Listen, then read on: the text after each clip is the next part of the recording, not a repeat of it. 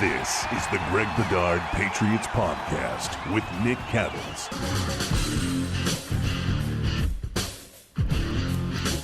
Oh, yeah, let's do this bad boy, Greg. It is the Greg Bedard Patriots Podcast with Nick Cattles, episode 20 of this podcast. Time is flying by. Of course, you want to subscribe, rate, review this podcast. That's the way we keep doing business here with the Greg Bedard Patriots Podcast. Let's first, Greg, before we get into the Jets game, because honestly, I don't think a lot of people are going to be pumped and jacked about the Jets game on Monday night. But let's get to the trading deadline. What have you heard? Did they try to do something? Were they kind of lackadaisical or kicked back at the deadline? What are your sources telling you about how everything went on that day? From what I heard from people, I don't think the Patriots were very active going out there, certainly as far as adding people, and I don't think that they were very aggressive going out there to, say, pawn off a Stephon Gilmore or Joe Thuney. I think they were more of a sit back, let people come to them type of thing. And, look, that's sort of what we ended up with. I know some people, I talked to one personnel executive of a team that, is borderline out of it in the type of team that you might go to and pluck a few people, including some that would make a lot of sense for this team, and they didn't hear anything from the Patriots. So that, sort of tells me where they are right now. As far as what they did, the receiver, Isaiah Ford, I watched his film yesterday. They got him for a conditional 6th-round pick from the Dolphins. Look, he's fine. I mean, he's a very capable NFL receiver. He doesn't do anything well except for his mind. What I saw was a very advanced receiver as far as his knowledge of scheme, route running, what everybody else is doing around them, working with the quarterback. He's able to do a lot of subtle movements, head fakes, delays. I saw a lot of that stuff on film, so that tells me that he understands the entire scheme, that he knows what everyone's doing, and that's pretty impressive considering he's in the first year of a scheme with Chan Gailey down there, because Chad O'Shea was there for the couple years before that. Or the 1 year before that. So I think that Ford is a type of kid who can contribute quicker than most receivers. I don't think there's any doubt that he can assimilate into this offense, but I just wonder how big of a ceiling it is. He's really a big slot. He's the same size as Jacoby Myers, probably a little thicker, a little bit more shake, but he's just not. You watch him on film, he's just not all that fast. So can he catch the ball? 6-7 yards, not get much yak? Yes. But if you're looking for somebody to change the game, be dynamic, he's not that guy. Are you surprised that they weren't active? We talked about guys like Gilmore. We obviously talked about guys like Joe Thuney. Are you surprised that the Patriots weren't a little bit more aggressive, since you and I both believe Thuney will not be a Patriot next year, and it's very unlikely that Gilmore is going to be a Patriot? Did that surprise you? Yeah, it did, Nick. I mean, I thought that was the smart way to go. I think that, perhaps Belichick was balancing, all right, if I do trade Gilmore or I do trade Thuney, what does that say to the rest of the team? Now, I understand that on Thuney, because you do have an offensive line that finally has been intact for the past couple games, with Owenu at right tackle along with the rest of the guys. And they've started to play well. It gives Cam a chance. I know I was positive about Cam and the offense's performance in the last podcast, and that was before I watched the second half of the offense, and I'm even more so now, and we could probably talk about that for a couple minutes. But I think that Thuney maybe Bill was worried about the message that trading Thuney would have sent to the rest of the locker room. Gilmore, I think that the guys on the team realize, what he's doing. They love him, but he's taking care of business, and he's been taking care of business, and players in the locker room leave that separate. They don't, You don't Right. talk about another guy's business. Yep. You don't criticize another guy for going and getting his bag. You don't do any of that stuff. So I thought that would have lent Gilmore to going. But I think if the Patriots were really asking for a first-round pick and a player, like Diana Rossini's report was, and I hadn't heard that from anybody, that's a lot. I mean, considering that Gilmore's been a pain in the rear end on his contract coming into this offseason, and to the point that the Patriots had to do what they had to do, and also that Gilmore basically held out of meaningful camp practices, considering that's all the practice they got during the offseason. And I think that he's going to have to be given a new contract. Like, he's going to be 31 in September next year. He's going to be 31. Yep. Right now he's 30. He knows the clock's ticking. He knows he needs that extension this offseason. Who in the COVID reality, economic reality in the NFL is going to trade a first-round pick, a player, and probably that means a younger player, a building block type player, and then hand over, $25 million a year to an aging quarterback? I mean, it's not going to happen. It's not going to. I mean, I No. thought a fair deal would have been a second-round pick and maybe a young player, a second-round pick and a mid-round pick. Something like that made more sense to me. If that was Bill's hard line, I knew it wasn't going to happen. If Rossini is right and they were asking first-round pick and a young player, that's just not going to happen for a guy that, as you mentioned, is going to be 31 in September. And when you look at cornerbacks, when you get to 31, 32, that's when you start to see the decline. Darrelle Revis was pretty much done once he hit 32 years old. So the team has to think, whoever is trying to bring Gilmore in, not only is he now going to be on the wrong side of 30, but he's also looking for that big time contract. And, is the juice worth the squeeze, so to speak? So I was surprised. I also think, Greg, and I want to get your thoughts about this before we move on to something else. I think the future of Gilmore could be tied to J.C. Jackson. If you think Jackson is a true number one corner, then it's easier to swallow the loss of Gilmore if you're Belichick and be able to, get some of those assets for Gilmore. If you don't think that Jackson can be a true number one guy, then you might be a little bit more hesitant and you might be drawing that hard line for Gilmore. I wonder what you think. Do you think J.C. Jackson is a number one corner in the NFL? I'm not saying shutdown guy.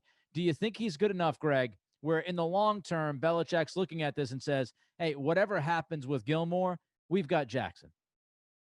Yeah, I think so. I mean, at least it's equitable. And certainly with what Jackson's going to make, he's going to be an RFA next year. Yeah. So he's going to be at a decent contract next year, certainly compared to Gilmore.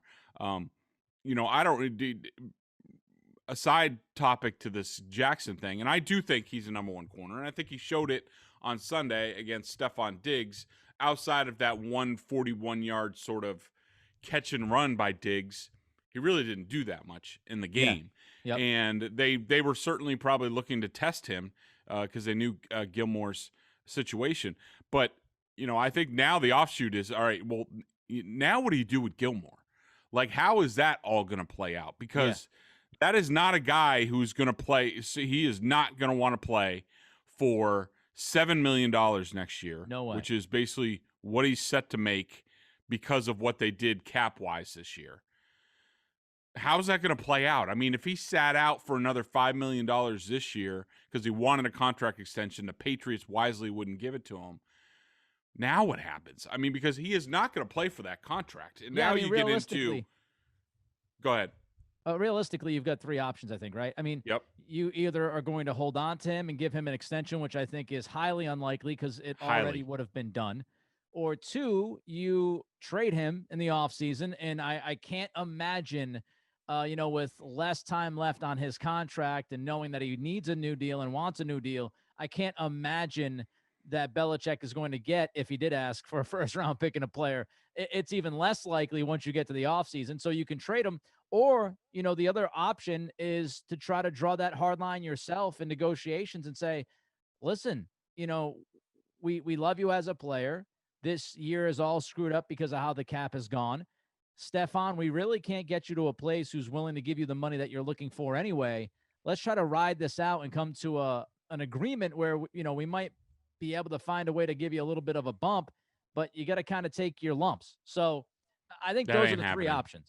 Yeah, I don't know. I think you're missing a fourth option, which is Armageddon, and they have to they have to do something. And I do think I don't think it can get to the. I think you can get to the trade, but I think there's going to be a lot of drama behind the scenes. Yeah. Before that. So I think that, man, this is a tough situation. They boxed himself into, and I don't I don't envy them at all. Here's what I think happens. I think Gilmore's gone by the offseason. I think inevitably it ends up being like a second-round pick, and they end up giving a second-round tender to Jackson, and then they have their spot where they have 2 second-round picks if Jackson walks and they don't want to match, or they match and they bring Jackson back as their one to go along with Jonathan Jones, and then maybe you can spend another draft pick in next year's draft on another corner to cover yourself, because I don't think Jason McCourty will be back either. So I think that's how it will all come together in the secondary in a few months. I just, if I were the Patriots, I would have pulled the trigger this time around, because that way you can secure the return. And I don't know what the return is going to look like when we get to the offseason. All right, let's talk about this roster Hey, now. real quick. So you mean a an actual rebuilding plan at cornerback as far as opposed to what they've done on offense? You mean actually, let's actually, look at what we have and trade and develop and maybe draft again to replace somebody? That sounds like a plan. Sounds good. I mean, I think you replenish the cornerback position, you get younger, and you move on from Gilmore. Gilmore's not the difference between you getting to a Super Bowl and not getting to a Super Bowl this year. So I would have dealt him. I also would have dealt Tooney. Let's talk about this roster, though, now that, and I should say, if teams were interested, I don't want to take it for granted that there was a trade to be had. If teams weren't interested and, teams are trying to lowball you, I don't think you give up Gilmore for a third-round pick. I just, if you can meet in the middle somewhere and get a second and something else, I would have done it. Let's talk about this roster, though, now, as we stand currently, Greg. If you look on both sides of the football, let's try to be optimistic here a little bit. Mm-hmm. As far as building blocks, as far as foundational pieces, give me a few guys that you feel good about and you think gives this team a chance to actually be back in the playoff hunt and maybe even be a contender within the next year or two. Yeah, well, I think you have to start on the offensive line. I do think Isaiah Wynn is a building block. At what position, I'm not sure, because I don't know. Considering his size, I don't know if he's a tackle for the rest of his career. I mean, I would still, if I'm the Patriots, I'm still looking for tackles in the draft, more people that can play tackle / guard, and I sort of figure it out. I want other options. I think that Tooney's gone. We've talked about that. David Andrews, I just wanted to check his age real quick. All right, so he is going to be 29 next season. I consider him a building block. I think he'll be here, for a while, even though I think his contract is coming up. Mason, I would say, is a building block. I think Owenu is a building block. And as far as the offense, I do think Damian Harris is a building block. And I think that's where I sort of stop on offense. I mean, I think those guys right there. So N'Keal Harry out. Yes. Okay. Yeah, I look, I'm not going to indict the kid right now, but I'm just talking about today, what I've seen to this point. And I do think that there's a reason, Nick, that he's been playing. Of course, we all got the argument, and I think maybe you made it on Twitter, why not more Jacoby Myers after what we saw this weekend? Why wasn't he out there? Well, then you got to set the first-round pick who has yet to play a full NFL season. He played 8 games last year. He's played, whatever games this year. And, and now he's hurt again, and who knows with the concussion when we're going to see him. But I think, you got to put the kid out there. You got to see what he can do. Right. And, physically he's a good player. He's not dominating, but as of right now, I do not think he's a building. So you don't have a building block. I mean, Damian Harris is a bit of a stretch just because, and let's just chalk up running back to a position that I think, anybody is a building block. If you have a decent young one, it doesn't really matter who they are. Right, exactly. Not hard to find. And here's the thing I will say, okay, about N'Keal Harry. And this is what frustrates me a little bit about N'Keal, and it's not necessarily on the player, it's on the team. You look at somebody like Travis Fulgham in Philadelphia right now. Similar kind of player, though. Similar kind Yep. of player where, Fulgham, he can make contested catches, right? He's a bigger guy, bigger bodied guy. And they tend to run some simple stuff for him, and they trust him and throw the ball up every once in a while. And Fulgham is actually leading the NFL in receiving yards since week 4. Then you've got Harry, and it's like, sometimes it's hit or miss. And I also think we're forgetting that Harry, before the disastrous 2 weeks, that was the Denver game and the San Francisco game, he was showing improvement. Now, I don't know if he's a quote-unquote building block or not. I think you can replace him, and, you wouldn't miss him terribly the way they're using him right now. But I do think there are receivers in the NFL with Harry's skill set who are good receivers. And so Yep. I think it's out on the coaching staff to get the good out of Harry. All right, defensively on that side of the ball, building blocks, Greg, that you see. Well, in the front seven,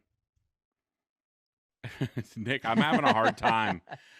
You want to say Chase Winovich, and I do think that he is. I think that perhaps they need an offseason to maybe find out what his position is. Because, look, if they're not going to trust him on the edge to defend the run, and he did a really good job in week 1, he started to slip every week after that. And I can see why the Patriots coaches have decided to do what they've done with his playing time.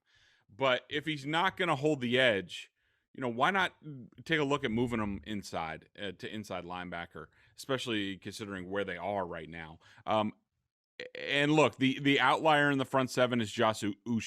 We didn't see him till last week. He played limited snaps. He did a fine job when he was in there. Can we say right now he's a building block? No. Do I think he's going to be? Yeah, maybe. I don't know. It's hard to tell with the draft picks. And then in the secondary, I think that Jackson, Jones, and I do think that Duggar is one, and that's really it on defense. I mean, I don't know who pops for you. Nothing for Jennings. I'm just wondering, I know he's played a lot less snaps recently. Do you see anything with Anthony Jennings or no? I think that Jennings can be a good player, a good solid player, but I don't know if he's going to be any better than, say, like, Gary Guyton or, those type Brandon Spikes.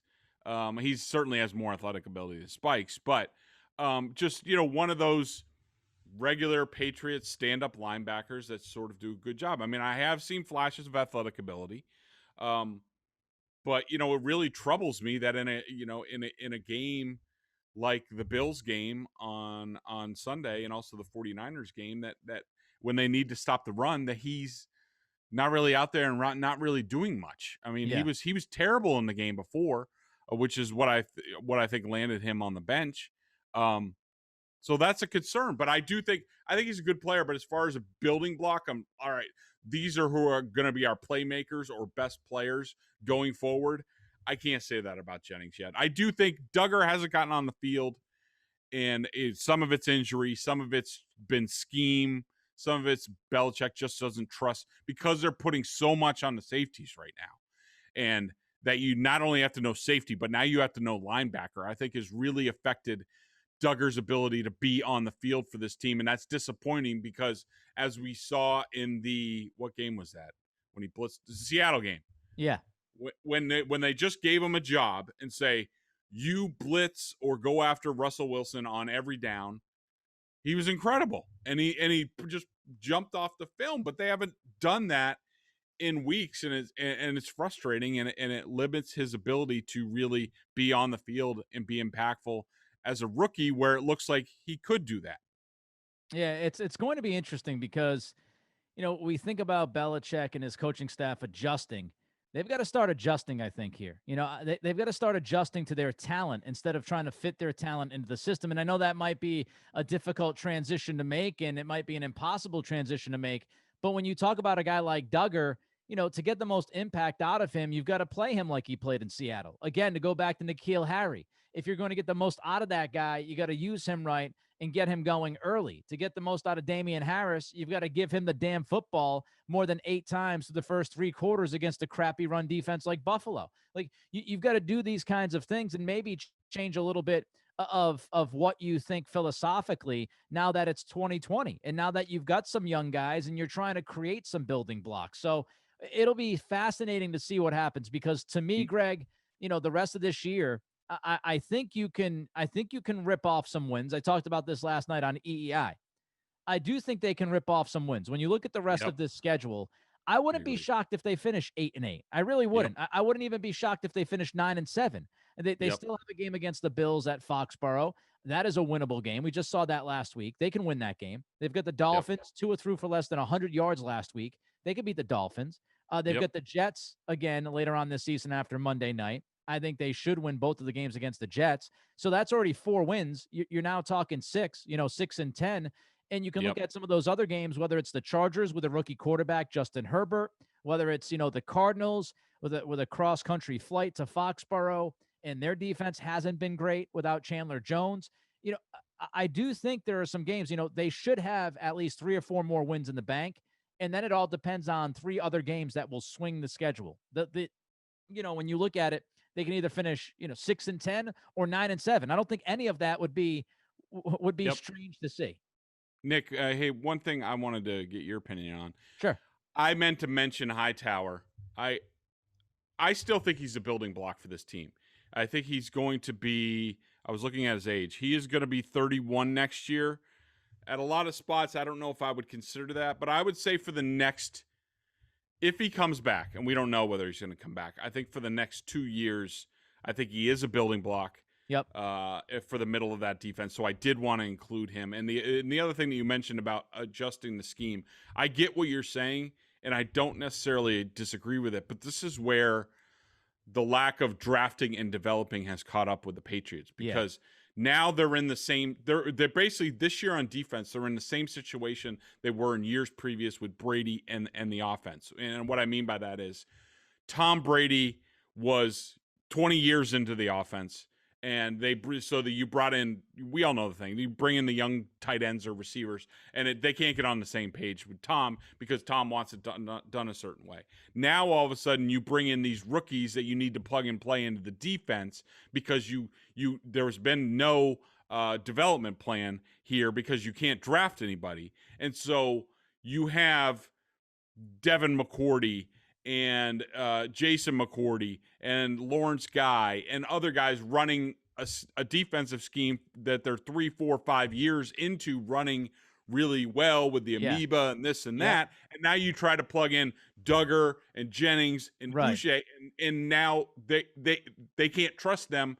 They're basically the receivers to Tom Brady's situation. And that's been a problem this year. It's a great point. I would say, listen, I'm not going to judge any rookie this year. I'm just not. Given the circumstances, I give them a pass. I do. They didn't have a rookie camp. They didn't have preseason games. They didn't have joint practices. If a rookie pops this year, even a few games, I think you feel really good about that rookie, which is why Onwenu, I think the season he's had tells you he has a very, very, very high ceiling. The way he's been able to compete and actually win the battles, and also moving along the offensive line. This is a guy that's done it now at 3 different positions on the O-line. So he's got versatility and a very high ceiling. The pops that we've seen from Duggar, I feel good about him. But, I'm going to give it a pass with all the stuff we don't know. I don't think we know who Asiasi or Keene or Uche or Jennings, we don't know who those guys are going to be. And I know it's a very unpopular take because 2020,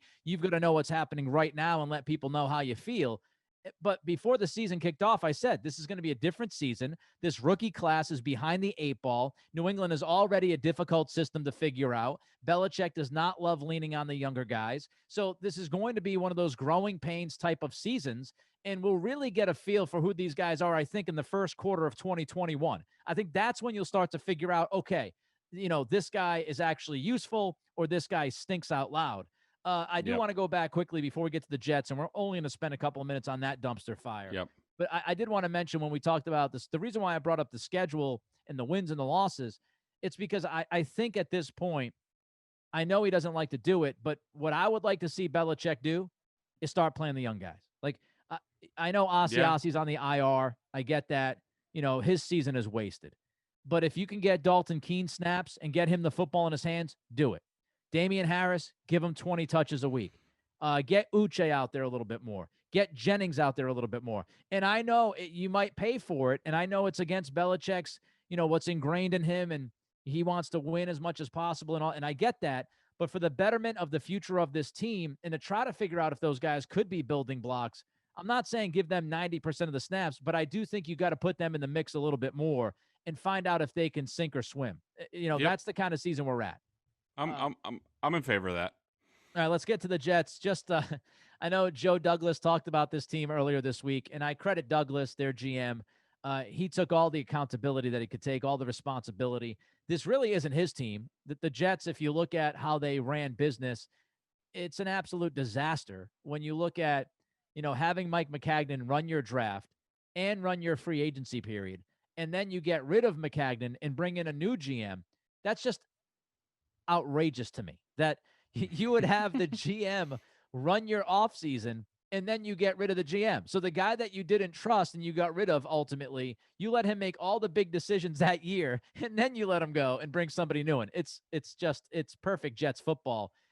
Breaking news, this team isn't very good, Greg.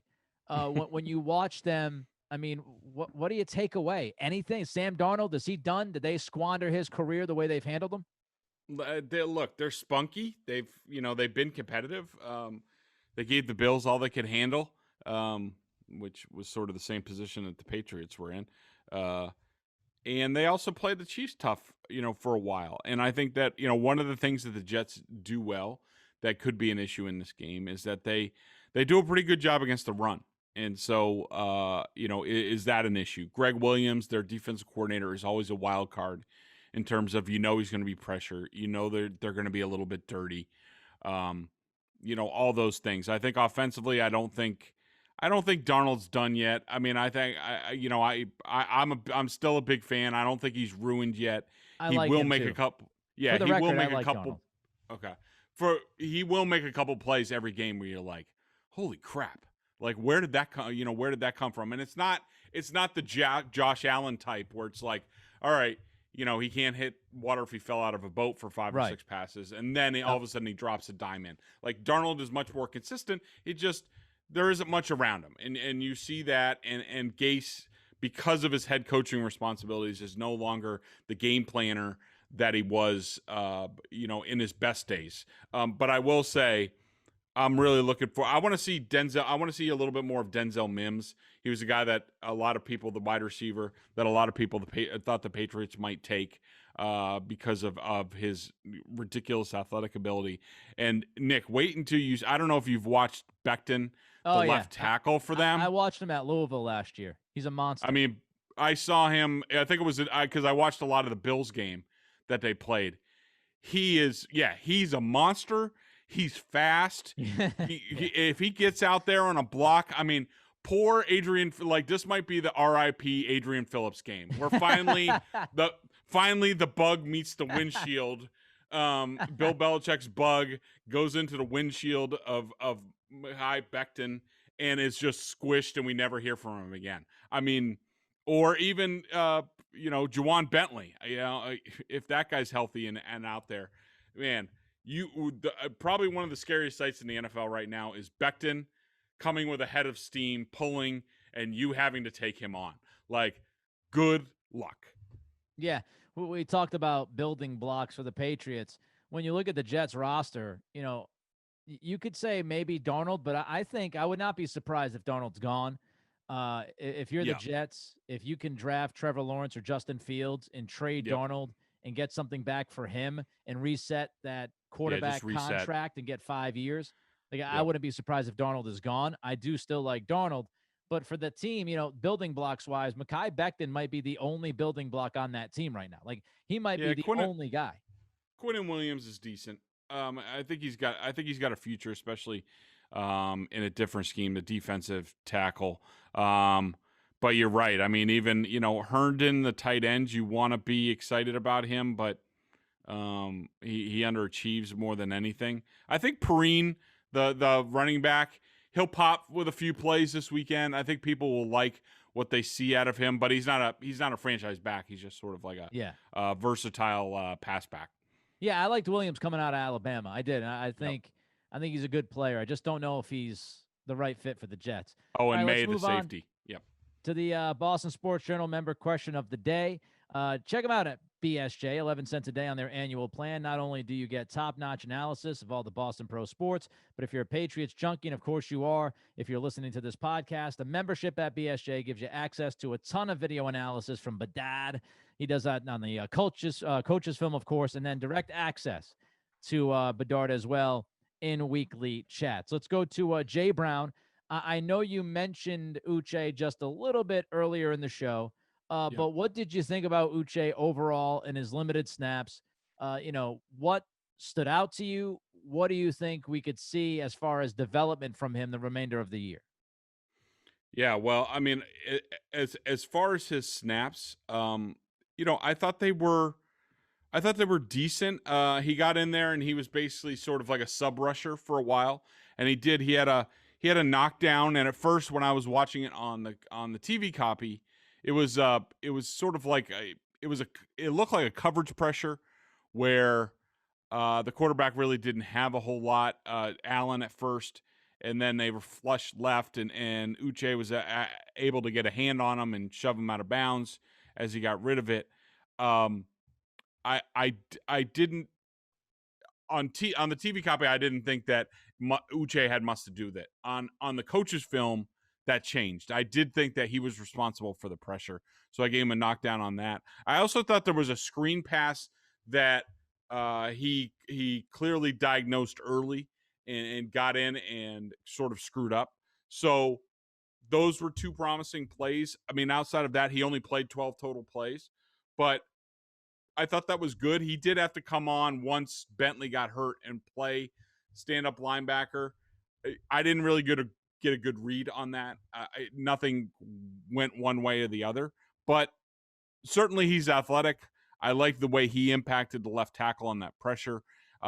He did show that arm length that we've seen, even though he's on the shorter side. The arm length is a factor and could be a problem for blockers. He showed good speed to power on that rush. And so there were certainly things that I liked there. We just need to see a whole lot more, but certainly promising. Yeah, I mean, I like the play against Josh Allen. Allen's not the easiest guy to take down, and you're in the open field one-on-one, and it might seem like a simple thing, but it was a quality, solid tackle on a guy who's tough to bring down and could be elusive from the quarterback position. So I thought he stood up in the open field as well against Allen, which was nice to see, especially given some of the missed tackling that we saw in that game by the Patriots defense. I mean, my goodness. All right, let's look at the game coming up on Monday night. Yep. The line is Patriots -7. How you feel about it, Greg? I think I feel pretty good, Nick, actually. Don't tell anybody I said that. But but I do like what I saw out of the game on Sunday against the Bills. I was really excited what I saw out of the second half out of Cam Newton. Outside of the fumble, I had him for 6+ plays and no negative plays. Now, wow. that being said, a lot of it was scripted. And Nick, the feeling I got from watching the game was they basically they know they only have a certain number of pass plays that they have a high degree of confidence that Cam is going to execute right now. You don't like to be there, but that's where they are. And I think that McDaniels pushed off using almost all of those pass plays till the second half. There was one in the first half. Cam just missed the touchdown to Gunnar Olszewski. That's going to happen. He got fooled a little bit in coverage. But I think they have so many arrows in their quiver, and they waited. And that's because I think the edict was, look, we're not going to win another freaking game if we keep turning the ball over. So what can we run that we're not going to turn the ball over on? Or at least we have a high confidence of that. And they almost got through the whole game until that fumble. With 30 seconds left in the game, they didn't play turnover. They didn't have a turnover, and that's why they were competitive in that game. If they don't turn the ball over, they're going to be competitive in every single game. And I thought what I saw out of Cam threw with anticipation a few times in that game. A couple of it was, most of it was scripted. Where I don't know if you remember, there was a 22-yard pass to Bird almost over the middle. Yeah. Where Cam faked into the right flat and then threw over the top of the linebackers, and also with anticipation on that. That was a great pass and one of the best of the season. But I could tell you that was scripted. That is, they just told Cam, all right, we're going to call this play, fake, and just throw it. Don't think about it. Don't read it. Don't double clutch. Just throw it, and we'll see what happens. And it worked perfectly. Hopefully they can expand from there. I think they'll be able to. I think the running game is going. I think that Damian Williams is going. I think that hopefully they'll figure it out on defense somehow. But I like the Patriots, and I'm taking the points. Yeah, I mean, I feel the same way. I think they will win this game by more than 7. I think they will be able to run the football. I think Cam, absolutely, I agree with you, got much better. If we're talking about, from the Denver game to the San Fran game to last weekend, we saw the progression that I think we hoped to see. And I also think the Patriots did a lot of the stuff that you and I talked about, how to try to get Cam back on track. Again, the scripted stuff, the simple stuff, utilize the run game, give Harris some more touches. And we saw those things happen, get him on the move as well, Cam. And so we saw that. And I think that will be the recipe to win games this year. Is that going to be 8 wins, 9 wins, 7 wins, 6 wins? Not sure, but that's the recipe. And I think this is a 10-point game. I think the Patriots get it done. Well, there you have it. His name is Greg Bedard. I am, of course, Nick Cattles. Is the Greg Bedard Patriots podcast with Nick Cattles. Don't forget, subscribe, rate, and review. Everybody be good, be safe, be healthy over the weekend. Enjoy the game on Monday night. Greg and I will catch up with you next week.